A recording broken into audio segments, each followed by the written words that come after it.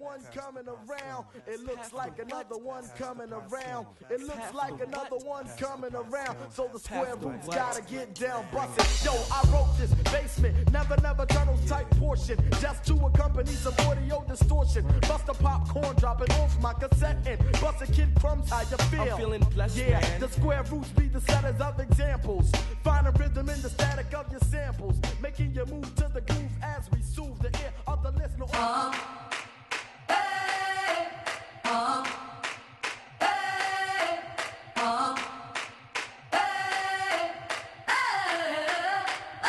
I'm living in it.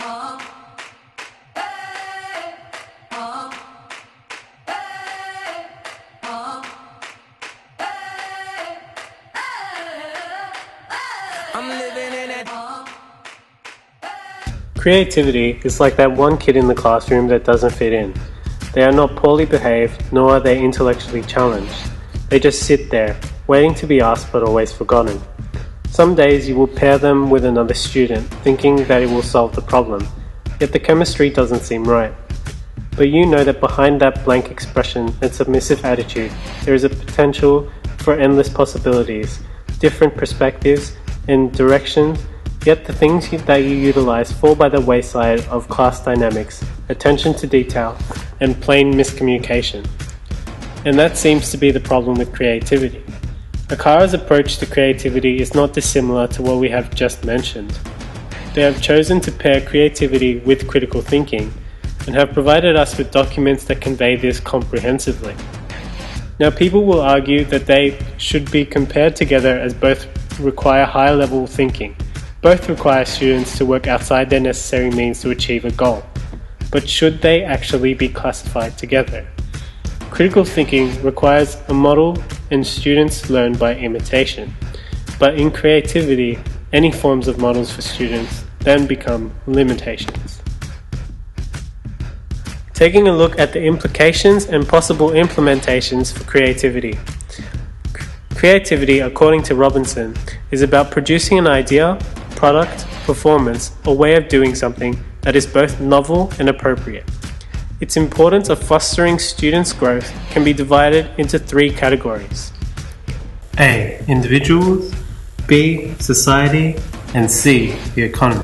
Lassig identifies the optimal conditions for creativity in the classroom as teachers providing sufficient time for creative design, a balance between student autonomy and structure, and high expectations.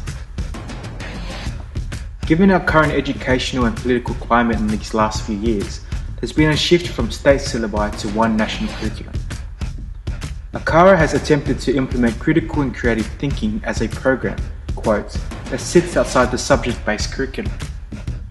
If this sits outside the curriculum, where is the onus on the teacher to actually implement these programs, as they are already inundated with syllabus, unit of works, and outcomes? Akara has attempted to implement this model in the past and has resulted in, quote, individual teachers who champion the teaching of thinking skills in their own classroom, but there is little or no transference to other subjects. But creativity is separate from critical thinking. The current New South Wales syllabus acknowledges that creativity and critical thinking is subject specific and does not relate to all KLA outcomes. For example, in the history curriculum, creativity is not mentioned at all, but in the English one, it is mentioned more frequently. So then why in the national curriculum do we combine them into all subjects as one outcome? The application of creativity in the classroom contradicts Akara's insistence that creativity and critical thinking are one and the same. By labeling them under the same heading of general capabilities, Akara restricts student and teacher potential of fostering a creatively active classroom. There is an obvious unbalance of ideals and concepts which ultimately leads to what Lassig then defines as classroom conditions that inhibit creativity. In saying this, the direction of the national curriculum is proactive and positive, but it needs to be continually moulded to usher in a new age of education under our new scheme teachers, so that one kid in the classroom can finally be understood.